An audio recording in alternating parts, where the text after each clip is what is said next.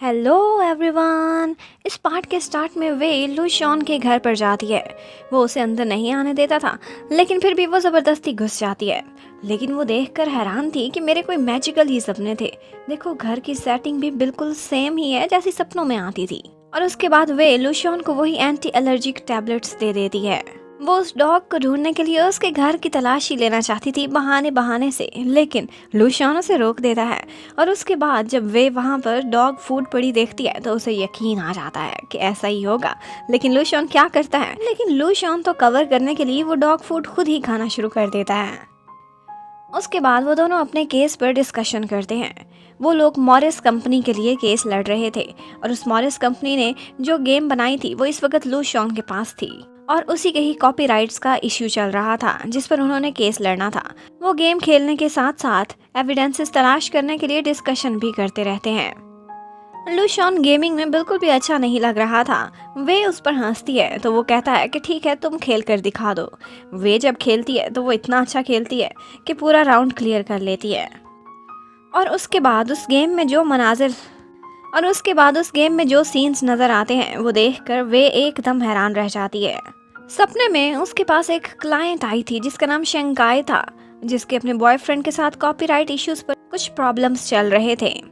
ये सब वैसे ही स्केचेस थे। वे लूशॉन को रिक्वेस्ट करती है कि प्लीज जब उस आदमी से मिलने जाना तो मुझे भी साथ ले जाना, बॉस के ऑर्डर्स भी हैं और वैसे भी मैं तुम्हारी कुछ हेल्प कर सकूंगी इस तरह। लेकिन लूशॉन शर्त रख देता है, कहता है कि तुम बाहर एग्जाम तो क्लियर कर नहीं सकी, मेरी क्या हेल्प करोगी, एक पैरालीगल ही रहना है तुमने हमेशा। तो वे कहती है कि ठीक है, अगर मैंने एग्जाम क्लियर कर लिया तो तुम मुझे अपने साथ असिस्टेंट रखोगे और हर जगह साथ भी लेकर जाओगे हर केस पर।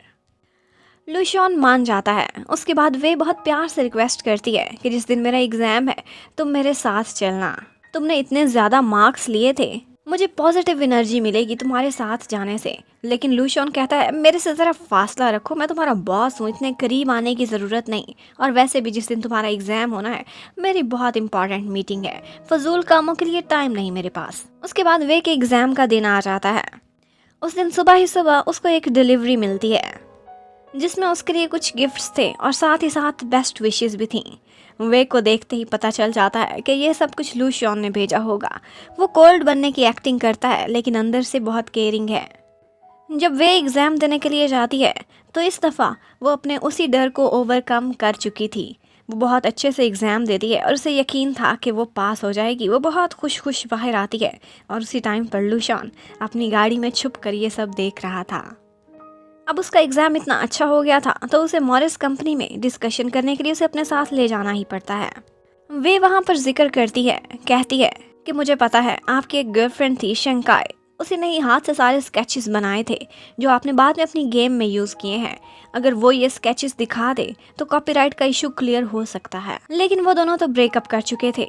इन सारी बातों से उनका क्लाइंट काफ़ी डिस्टर्ब हो जाता है और वे और लूशॉन को वहाँ से जाने को कह देता है। लेकिन वे जाते जाते कुछ ऐसी डीप बातें कर जाती है जो उस आदमी के दिल में बैठ जाती हैं। और वो सारा टाइम याद करता है कि जब उसने अपनी गर्लफ्रेंड की इजाज़त के बगैर इस कंपनी के कॉपीराइट्स कहीं सेल कर दिए थे। इसी बात पर उन दोनों का ब्रेकअप हुआ था। लेकिन ये बात भी सच थी कि वो दोनों एक दूसरे से सच्चा प्यार करते थे। और थोड़ी ही देर बाद वे को मैसेज आ जाता है। उस आदमी ने अपनी गर्लफ्रेंड शंकाई का एड्रेस और फ़ोन नंबर उसको मैसेज कर दिया था। वे लूशॉन से रिक्वेस्ट करती है कि मुझे भी वहाँ साथ लेके जाना, लेकिन लूशॉन कहता है कि वो पहाड़ों में रहती है और तुम्हें वहाँ नहीं जाना चाहिए, तुम अभी अभी तो कोमा से उठी हो, और वैसे भी वे की आज दोबारा से अपॉइंटमेंट भी थी। लूशॉन उसे हॉस्पिटल छोड़ने जाता है, लेकिन वे उससे जिद कर लेती है, उसकी वॉच लेकर भाग जाती है, कहती है अगर मेरे बगैर वहाँ गए तो तुम एक डॉग होगे। उसके बाद वे के ब्रेन का सिटी स्कैन होने लगता है।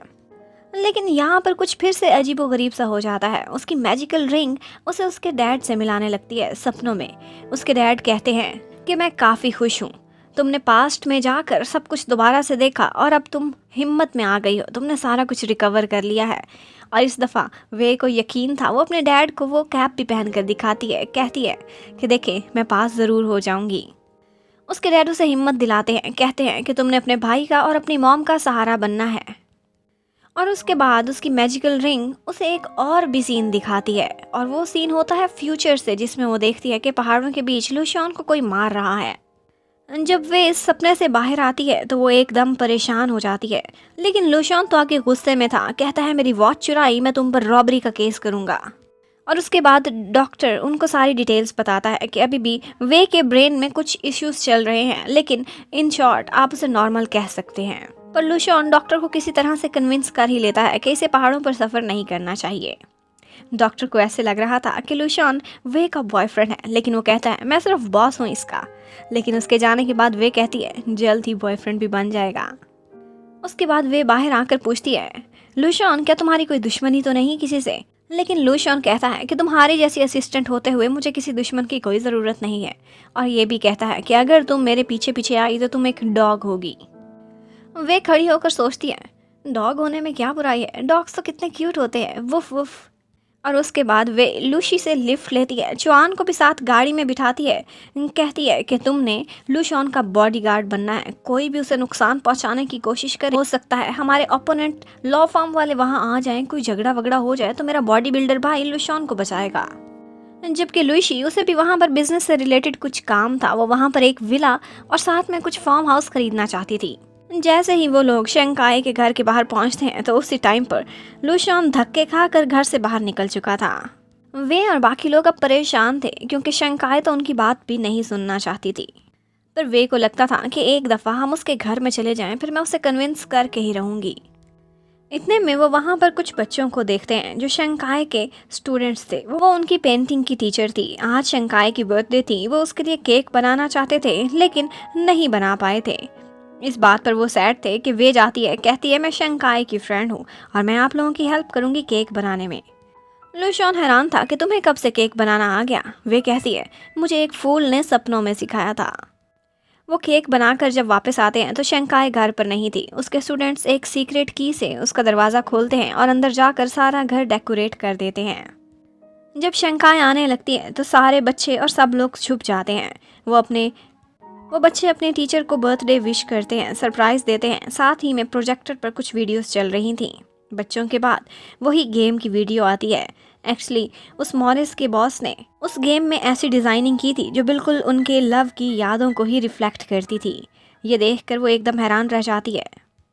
जब वे बाहर आती है तो वो अपने बच्चों से कहती है कि आप लोग बाहर जाकर खेलो, मुझे इनसे कुछ डिस्कशन करनी है। वे हर तरह से उस लड़की को कन्विंस करने की कोशिश करती है लेकिन वो नहीं मानती, बल्कि उनको डांटती है और वहाँ से जाने को कह देती है। इतने में लूशी और चुआन भी नज़र आते हैं। वो कहते हैं कि हम आपका विला खरीदने आए हैं। वो कहती है तुम लोग फिर और भी वर्स हो, तुम दोनों भी दफ़ा हो जाओ। लेकिन जाते जाते वे शंकाई को कुछ ऐसी बातें कर जाती है कि अगर तुमने पास्ट से मूव ऑन करना है तो तुम्हें कोई ना कोई स्टेप लेना ही पड़ेगा, वरना तुम सारी ज़िंदगी हैंगिंग पोजीशन में रहोगी। और वो उसे अपने सपने की भी कुछ बात बताती है। ये बात लूशॉन भी सुन लेता है और जाते जाते उसे अपना एक कार्ड भी देकर जाती है कि अगर माइंड चेंज हो तो बता देना। और यहीं पर ही ये पार्ट ख़त्म होता है। Thank you for watching, stay connected, bye bye.